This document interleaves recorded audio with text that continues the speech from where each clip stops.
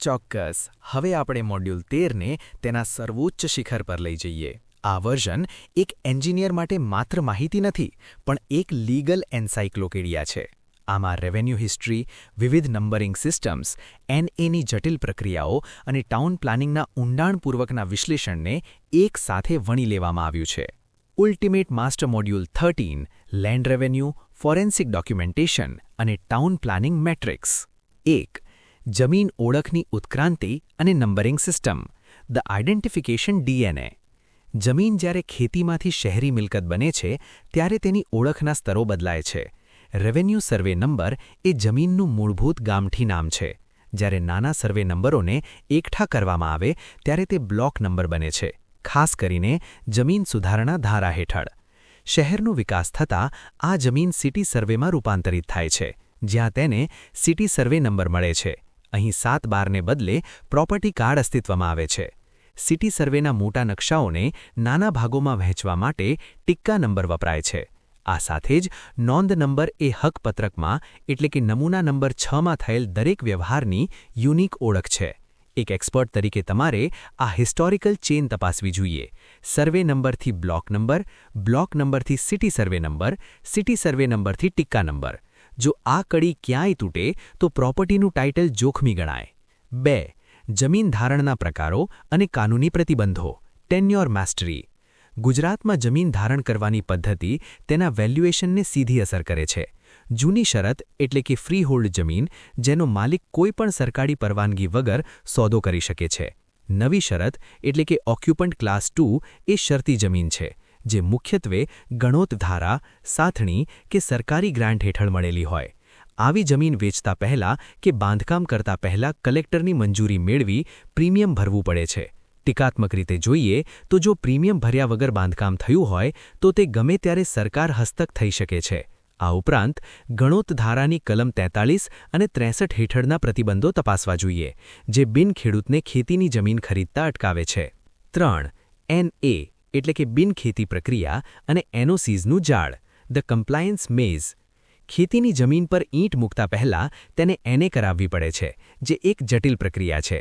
આમાં માત્ર કલેક્ટરનો હુકમ પૂરતો નથી, પણ વિવિધ વિભાગોની એનઓસી અનિવાર્ય છે, જેમાં 1. ટીપી વિભાગની એનઓસી એટલે કે ઝોનિંગ ચેક કરવા, 2. ગટર પાણી અને health NOC, 3.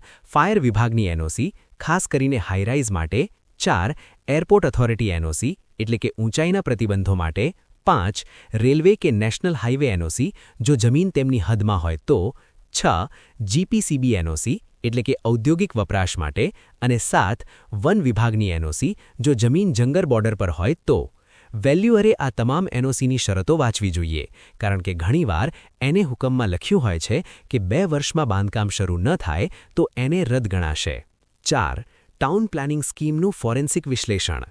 Town planning scheme એ એન્જિનિયર માટે સૌથી રોમાંચક ભાગ છે. અહીં જમીનનું રીકન્સ્ટિટ્યુશન થાય છે.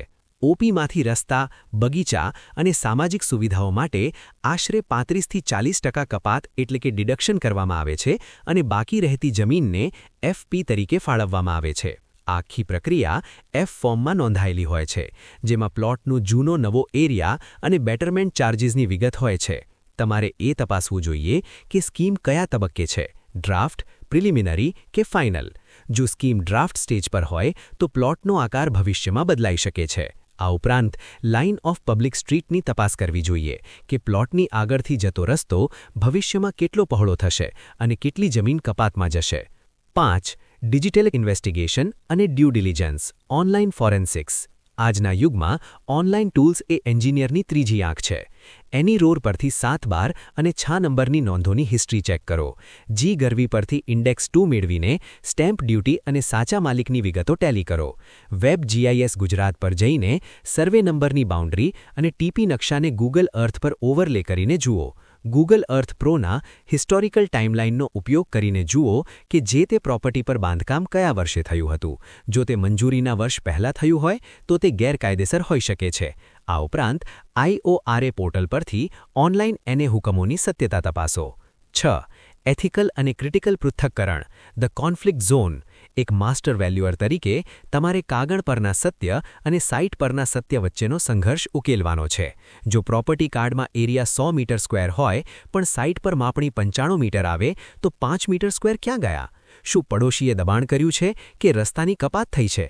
જો 7/12માં ગણોતીઓ હોય અને માલિકે તે નામ કમી કરાવ્યા વગર દસ્તાવેજ કર્યો હોય તો તે સોદો કાયદેસર રીતે રદબાતલ થઈ શકે છે. તમારી જવાબદારી માત્ર માપણી કરવાની નથી, પણ આ તમામ રેડ ફ્લેગ્સ શોધીને રિપોર્ટમાં નોંધવાની છે. 7. વિજયી ઉદ્ઘોષ. મિત્રો, આ મોડ્યુલ 13 હવે તમારું સૌથી મોટું જ્ઞાનાસ્ત્ર છે. તમે હવે રેવન્યુ સર્વે નંબરના ઇતિહાસથી લઈને ટિક્કા નંબરની આધુનિકતા સુધી અને નવી શરતની જટિલતાથી લઈને ટીપીની કપાત સુધીને નિષ્ણાત બન્યા છો. તમારી સહી હવે માત્ર એક એન્જિનિયરની નથી, પણ એક કાનૂની પારખુની છે. જ્યારે તમે સાઇટ પર જશો ત્યારે તમારી પાસે કાગળોને જોવાની અને સત્યને શોધવાની એક અદ્ભુત શક્તિ હશે.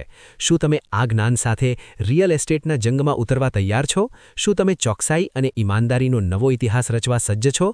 જો હા, તો હવે આપણે આ મહાયાત્રાના અંતિમ પડાવ પર વધીએ. મોડ્યુલ 14 સાઇટ લીડરશિપ અને પ્રોફેશનલ પ્રેક્ટિસ. તૈયાર છો? જોશ સાથે બોલો, ચલો સાહેબ.